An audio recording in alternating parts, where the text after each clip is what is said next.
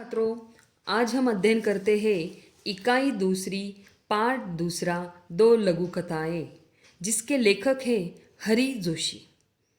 लेखक ने यहाँ पर बताया है, पहली कथा में कुछ इस प्रकार से बताया है कि हमें बुरे काम का फल भी बुरा ही मिलता है, अतः हमें बुरे काम कभी भी नहीं करने चाहिए। पहले कहानी का नाम है नींव। नींव यानी बुनियाद।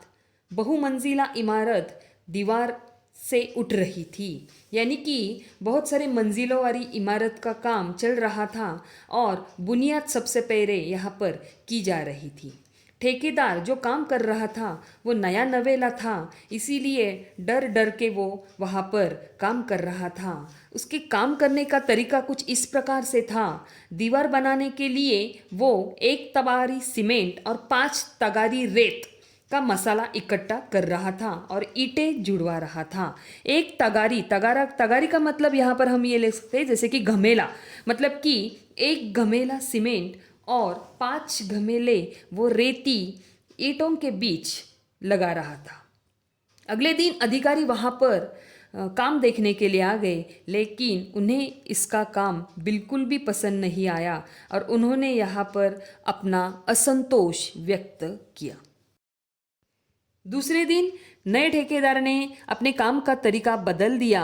अब उसने 1 तगारी सीमेंट यानी 1 घमेला सीमेंट और 3 तगारी रेत यानी 3 घमेले रेत उसने क्या किया, ईंटों की जुड़ाई और दीवार के लिए इस्तेमाल किया।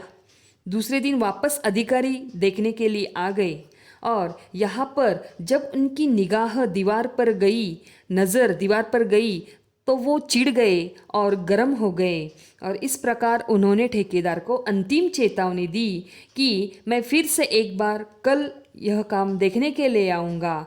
अगर पर्याप्त यानी काफ़ी सुधारणा मुझे नहीं दिखाई दी तो यह काम बंद करवा दिया जाएगा।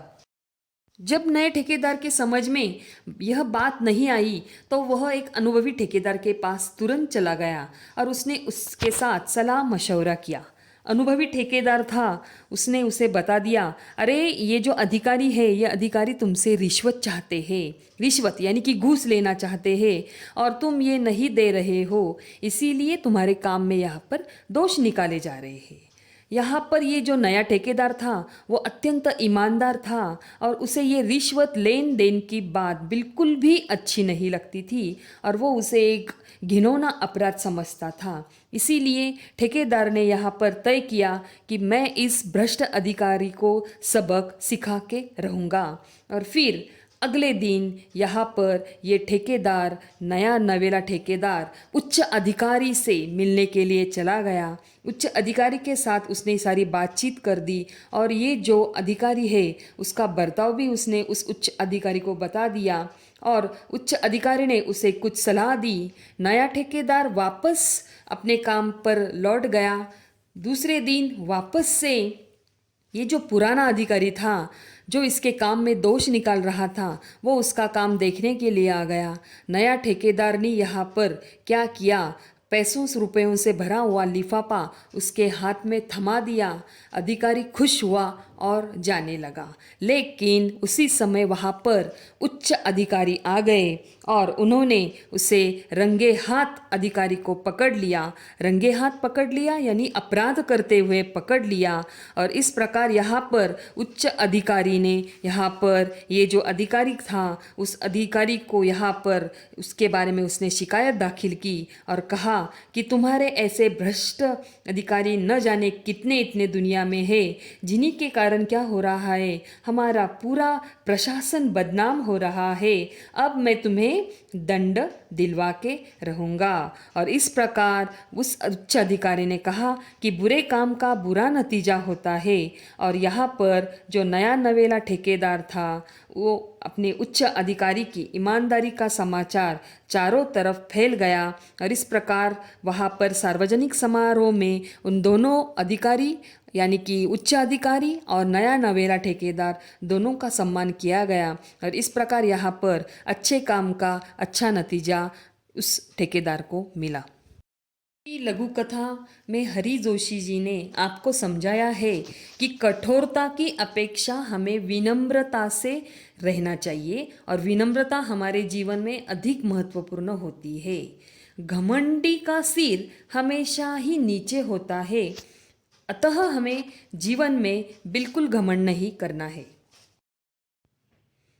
कहानी का नाम है जीभ का वर्चस्व। जीभ को ही हम जबान भी कह सकते हैं या जिह्वा भी कह सकते हैं। पंक्तिबद्ध होते हैं दांत।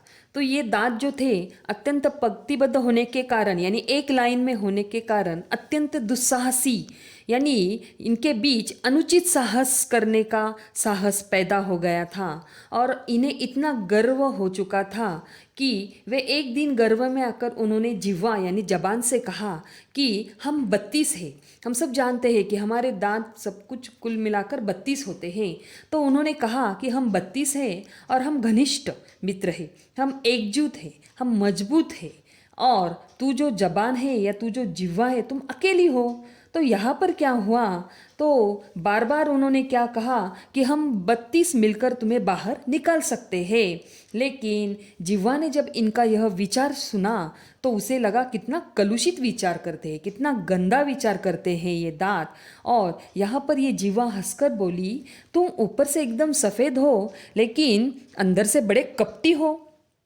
दांतों ने जब ये बात सुनी तब उसने कहा, हमें इस प्रकार बात कहने वाली जबान या हमें इस प्रकार बोलने वाली जीभ अपनी वाचालता यानी अपनी जब तुम बड़बड़ा रही हो वो छोड़ दो और अपनी औकात में रहो यानी तुम अपने लायकी में रहो। इस प्रकार गर्व के साथ उन्होंने यहाँ पर बात की, क्योंकि हम 32 मिलकर तुम्हें चबा सकते हैं और इस प्रकार तुम केवल और केवल हमारे कृपा के ऊपर ही यहाँ पर अंदर राज कर रही हो। और इस प्रकार दांतों ने ये बात कहते हुए अपने दांत एक दूसरे पर क्या किए, किटकिटाए।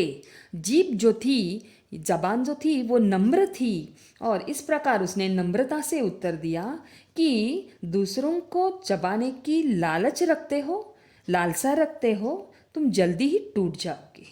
तो यहाँ पर गिर भी जाओगे और तुम अवसरवादी हो यानी तुम स्वार्थी हो।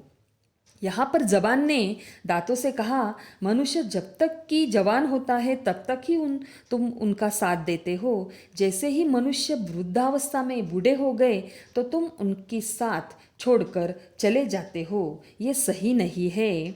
तो यहाँ पर दांत जो थे वो तो हार मानने वाले नहीं थे। उन्होंने उनसे कहा कि नहीं नहीं, हमारी जड़ें बहुत गहरी है। यानी हम सब जानते हैं कि दांत कितने गहरे मुंह में बसे हुए होते हैं और यहाँ पर दांत अपना बड़कपन दिखाने के लिए जबान से कहने लगे कि हम बहुत कड़े और नुकीले यानी कि टोकदार भी होते हैं। और इस प्रकार से उन्होंने क्या कहा, हंसकर अपनी बातें यहाँ पर बताने की कोशिश की। फिर एक बार जिह्वा, जबान, जीभ यहाँ पर विवेक और नम्रता के साथ बात करते हुए दिखाई दी। उसने कहा कि तुम्हारे नुकीले कड़ेपन का कार्यक्षेत्र केवल मुंह के अंदर तक ही है, यानी तुम अपने सीमा में रहकर ही कार्य कर सकते हो। और उसने फिर एक बार नम्रता से कहा, मुझसे तो पूरी दुनिया प्रभावित कर होती है, यानी कि पूरी दुनिया प्रभावित करने के लिए मैं अकेले ही काफ़ी हूँ और तुम केवल मुंह के अंदर ही काम कर सकते हो। तो यहाँ पर दांत जो थे वो यहाँ पर और गुस्सा हो गए और घर में आकर उन्होंने फिर एक बार यहाँ पर जीभ को यहाँ पर उन्होंने धमकी दी और धमकी देते हुए कहा कि हम सब ने तुम्हें यहाँ पर घेर लिया है और यहाँ पर हम क्या कर सकते हैं, तुम्हें अगर बचना है तो हमारे साथ अच्छी अच्छी बात तुम्हें करनी होगी, ये तुम्हारी आखिरी चेतावनी है। तो यहाँ पर जीभ ने काफ़ी सह लिया और जीभ ने यहाँ पर सोचा कि घमंडी दांतों का यहाँ घमंड दूर करना अत्यंत ज़रूरी है। इसीलिए तुरंत जबान ने दांतों से कहा, डॉक्टर को बुलाओ।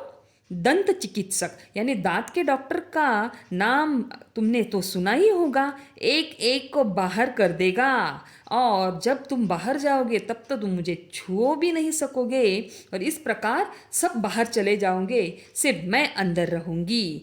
अब ये बात सुनकर घमंडी दांत जो थे वो एकदम चुप बैठ गए और यहाँ पर उन्हें एक कविता याद आ गई और वो कविता कुछ इस प्रकार से थी कि किसी को पसंद नहीं सकती बयान में, किसी को पसंद नहीं सकती बयान में, तभी तो दी नहीं हड्डी जबान में। इसीलिए अपने मुंह में कभी भी हड्डी नहीं होती है, क्योंकि हड्डी कैसी होती है, अत्यंत सख्त होती है। और इस प्रकार आखिर में घमंडी दांतों ने जीभ के सामने क्या किया, लोहा मान लिया, यानी उसका श्रेष्ठता या उसका श्रेष्ठपन दांतों ने स्वीकार कर लिया। धन्यवाद।